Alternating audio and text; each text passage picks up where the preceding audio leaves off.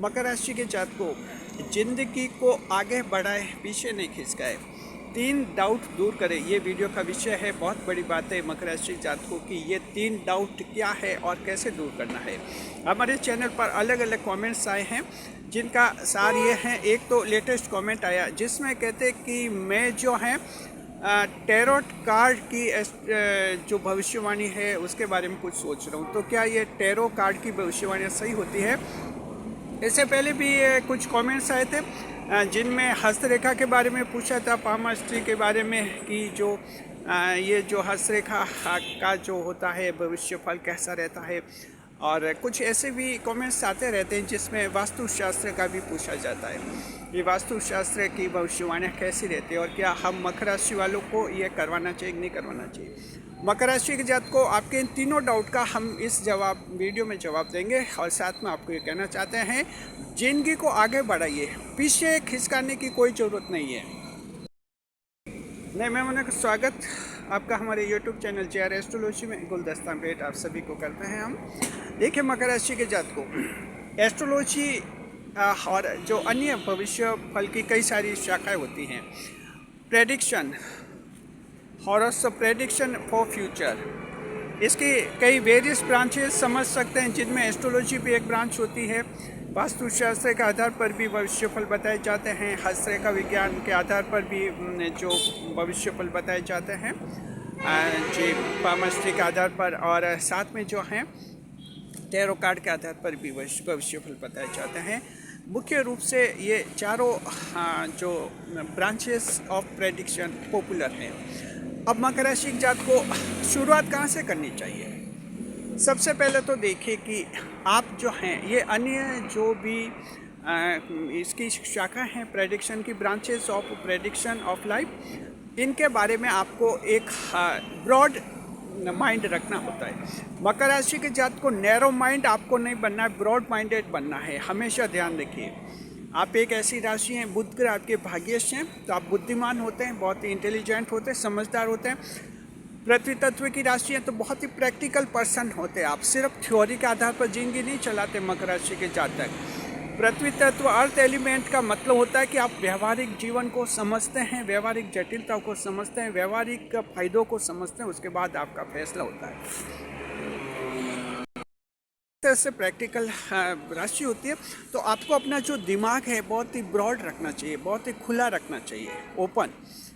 इसका मतलब ये हुआ कि आपको जो ये ज्ञान की शाखाएं हैं, प्रेडिक्शंस, ब्रांचेस ऑफ प्रेडिक्शन है, इनको सभी के बारे में जो है आपका एक पॉजिटिव एटीट्यूड रहना चाहिए कि हाँ ये ज्ञान की शाखाएं हैं और इनके अलग अलग बेस होते हैं, अलग अलग तरीके होते हैं, लेकिन इनकी भविष्यवाणियाँ जो हैं अपने अपने स्तर पर इनकी सभी सही मानी जाती है। ऐसा एक ब्रॉड माइंड आपको रखना होता है।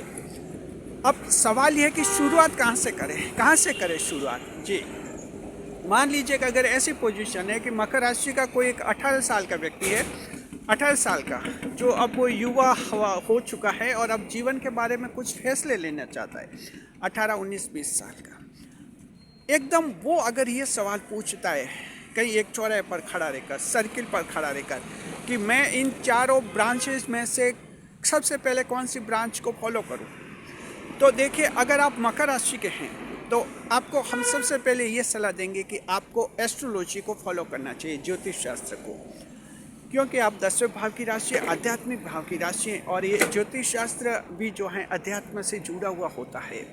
जी, इसमें जिन वैदिक एस्ट्रोलॉजी हो या वेस्टर्न एस्ट्रोलॉजी हो, इनमें जिन ग्रहों की कल्पना की जाती है, ये जो माना जाता है इन ग्रहों का गोचर वगैरह, ये इन सबको ईश्वर के अधीन माना जाता है। और वेस्टर्न एस्ट्रोलॉजी में भी जो उनके 10 प्लैनेट्स होते हैं, उनको भी जो है उनके गॉड के अंडर माना जाता है, यानी ईश्वर के अधीन माना जाता है कि ये सर्वोच्च ईश्वर होते हैं और उनके अधीन, उनके अंडर में ये काम करते हैं सब ग्रह वगैरह।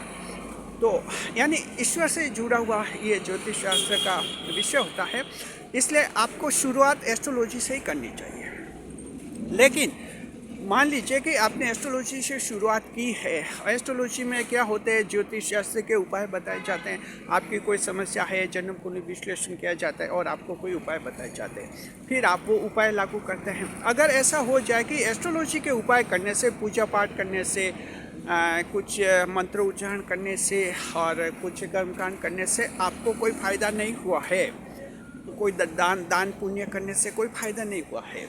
अगर आपका निष्कर्ष ये है, आपको ऐसा ये लगता है, तो देखिए कि ये गलत नहीं है, ये लग सकता है। क्योंकि जो एस्ट्रोलॉजी होती है, ज्योतिष शास्त्र होते हैं, वो 100 में से 100 लोगों का समाधान नहीं कर सकती, इसकी भी लिमिट है। मकर राशि जात को हमेशा ध्यान रखिए, ज्योतिष शास्त्र 100 में से 100 लोगों की प्रॉब्लम सॉल्व नहीं कर सकता, क्योंकि ज्योतिष शास्त्र की अपनी सीमाएं हैं। Astrology can't solve the problems of 100% out of 100, it's has its own limit. Astrology की भी अपनी सीमा है। तो मानते हैं कि 100 में से लगभग 80% लोगों का, 100 में से 80 लोगों का समाधान एस्ट्रोलॉजी से तो हो जाएगा। लेकिन 15-20% ऐसे लोग भी होते हैं जिनकी जीवन की समस्या एस्ट्रोलॉजी से नहीं सुलझती है। तो ज्ञान की अन्य शाखा हैं, भविष्य फल की जो अन्य शाखा हैं, आप उनका उपयोग कर सकते हैं। हस्तरेखा विज्ञान का उपयोग कर सकते हैं, जो हस्तरेखा एक्सपर्ट हो। ध्यान रखिए, अन्य जो शाखाएं हैं उनका उपयोग वहीं करें जहां सामने वाला व्यक्ति जो है एक्सपर्ट है, स्पेशलिस्ट है, उसका जानकार है।